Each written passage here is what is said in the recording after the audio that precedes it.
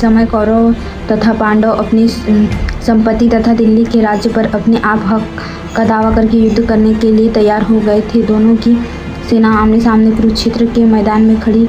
अर्जुन ने देखा कि सामने वाली सेना में भीष्म पितामह, गुरु द्रोणाचार्य, रिश्तेदार कौरव के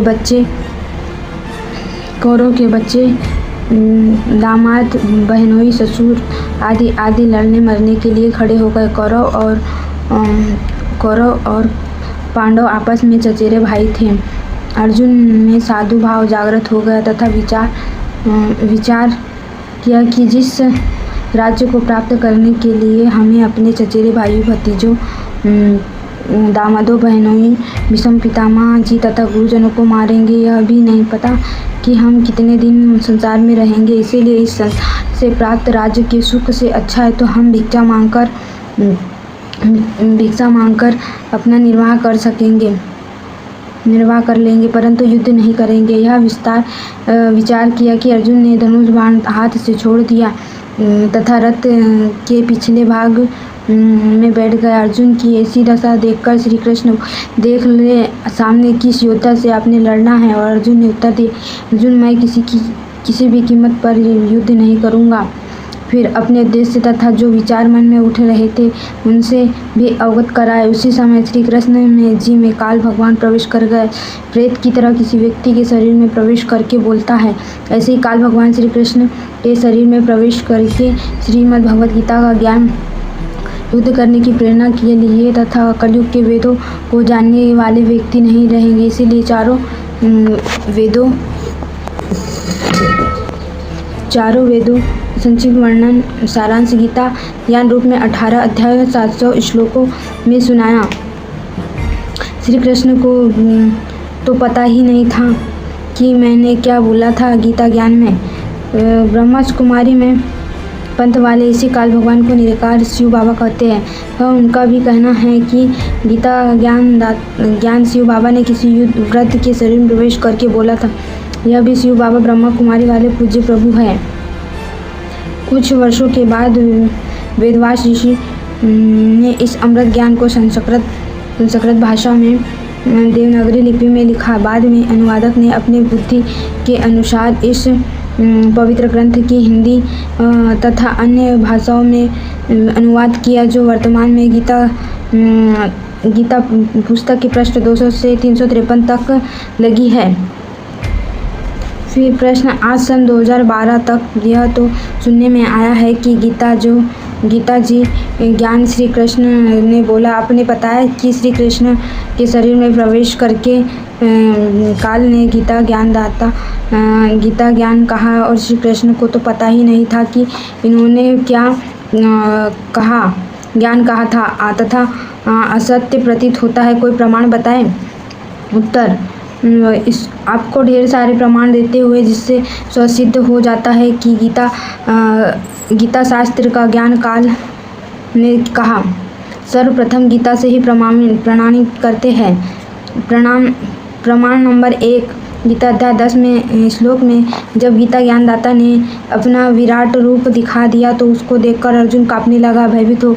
यहाँ पर बताना भी अनिवार्य है कि अर्जुन का साला श्री कृष्ण था, क्योंकि भुजाओं वाला था। तब अर्जुन ने पूछा कि हे देव, आप कौन हो? गीता अध्याय 11 के श्लोक 31 में है, हे अर्जुन, हे सहस्त्रबाहु, 1000 भुजा वाले, आप अपने चतुर्भुज में दर्शन दीजिए। क्योंकि अर्जुन उन्हें विष्णु अवतार कृष्ण तो मानता ही था, परंतु उस समय श्री कृष्ण के शरीर से बाहर निकलकर काल ने अपना अपार विराट रूप दिखाया था। मैं भयभीत हूँ, आपके इस रूप को सहन नहीं कर पा रहा हूँ। गीता अध्याय 11 के श्लोक 46। विचारे पाठकजन, क्या हम अपने साले से पूछेंगे कि महानुभाव बताइए आप कौन हो? नहीं, क्या एक समय से एक व्यक्ति प्रेत बोलने लगा रहा है। साथ बैठे व्यक्ति ने पूछा, आप कौन बोल रहे हो? उत्तर मिला कि तेरा मामा बोल रहा हूँ, तो मैं दुर्घटना में मरा हुआ था। क्या हम अपने भाई को नहीं जानते? ठीक इसी प्रकार प्रश्न में काल बोल रहा था। नंबर 2, गीता अध्याय 11 के श्लोक 21 में अर्जुन ने कहा कि आप तो देवताओं के समूह के ग्रास खा रहे हो और जो आपको स्तुति हाथ जोड़कर भयभीत होकर कर रहे हो महर्षियों द्वारा तथा सिद्धों के समुदाय तथा आप जी से अपने जीवन की रक्षार्थ मंगल कामना कर रहे हैं। गीता अध्याय 11 के श्लोक 32 में गीता ज्ञानदाता ने कहा है कि अर्जुन, मैं बड़ा हुआ काल हूँ, अब प्रवत हुआ हूँ, श्री कृष्ण के शरीर में प्रवेश हुआ हूँ, सर्व व्यक्ति का नाश करूँगा, विपक्ष की सर्व सेना तू युद्ध नहीं करेगा तो भी नष्ट हो जाएंगी। इससे सिद्ध हुआ कि गीता का ज्ञान श्री कृष्ण के शरीर में प्रत्यक्ष होकर काल ने कहा है कि कृष्ण जी पहले कभी नहीं कहा कि मैं काल हूँ। श्री कृष्ण जी को देखकर कोई भयभीत नहीं होता। गोप गोपियाँ ग्वाल ग्वालियाँ पशु पक्षी सब दर्शन करके आनंदित होते, पर तो क्या श्री कृष्ण जी काल थे? नहीं, काल नहीं थे। इसीलिए गीता ज्ञानदाता काल है, जिसने श्री कृष्ण जी के शरीर में प्रवेश करके गीता शास्त्र का ज्ञान दिया। प्रमाण पर 3 गीता अध्याय 11 के श्लोक से में गीता ज्ञानदाता ने कहा है कि हे अर्जुन, मैंने प्रसन्न होकर अपनी शक्ति से तेरी दिव्य दृष्टि खोलकर यह विराट रूप दिखाया। यह विराट रूप तेरे अतिरिक्त पहले किसी ने नहीं देखा है। विचारणीय विषय है प्रिय पाठक, महाभारत ग्रंथ में प्रकरण आता है कि जिस समय श्री कृष्ण जी कौरवों की सभा में उपस्थित थे और उन्हें कह रहे थे कि आप दोनों कौरव तथा पांडव आपस में बातचीत करके अपनी संपत्ति राज्य का बंटवारा कर लो, युद्ध करना शोभा नहीं देता। पांडवों ने कहा कि हमें 5 गांव दे दो, नहीं उन्हीं से निर्वाह कर लेंगे। दुर्योधन यह भी मांग नहीं मानी और कहा कि पांडव के लिए सुई की नोक के समान भी राज्य नहीं है, युद्ध करके ले सकते हैं। इस बात से श्री कृष्ण भगवान बहुत नाराज हो गए तथा दुर्योधन से कहा कि तू पृथ्वी का नाश के लिए जन्म है, कुनाश करके टिकेगा। भले मानो कहाँ आधा राज्य, कहाँ 5 गांव, कुछ शर्म कर ले। इतनी बात श्री कृष्ण जी के मुख से सुनकर दुर्योधन राजा आग बबूला हो गया और सभा में उपस्थित अपने भाइयों तथा मंत्रियों से बोला कि इस कृष्ण यादव को गिरफ्तार कर लो। उसी समय श्री कृष्ण जी ने विराट रूप दिखाया। सभा में उपस्थित सर्व सभानंद विराट रूप को देखकर भयभीत होकर ऋषियों के नीचे छिप गया, कुर्सियों के नीचे छिप गया।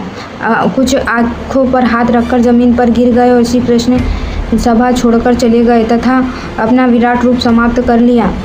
अब उस बात पर विचार करते हैं जो गीता अध्याय 11 के श्लोक 43 में गीता ज्ञानदाता ने कहा है कि यह विराट रूप तेरे अतिरिक्त अर्जुन पहले किसी ने नहीं देखा। यदि श्री कृष्ण गीता ज्ञान बोल रहे होते तो यह कभी नहीं करते कि मेरा विराट रूप तेरे अतिरिक्त पहले किसी ने नहीं देखा था, क्योंकि श्री कृष्ण जी के विराट रूप को कौरव तथा अन्य सभासद पहले देख चुके थे। इससे सिद्ध होता है कि श्रीमद् भगवद गीता का ज्ञान श्री कृष्ण ने नहीं कहा, उनके शरीर में प्रेतवश प्रवेश करके काल क्षर पुरुष ने कहा तथा तीसरा प्रमाण हुआ। प्रमाण नंबर 4 श्री कृष्ण विष्णु पुराण गीता प्रेस गोरखपुर से प्रकाशित पृष्ठ 233 पर प्रमाण है कि एक समय देवता और राक्षसों और देवता पराजित होकर समुद्र के किनारे जाकर छिप गए, फिर भी भगवान तपस्या स्तुति करने काल भगवान का विधान है, अर्थात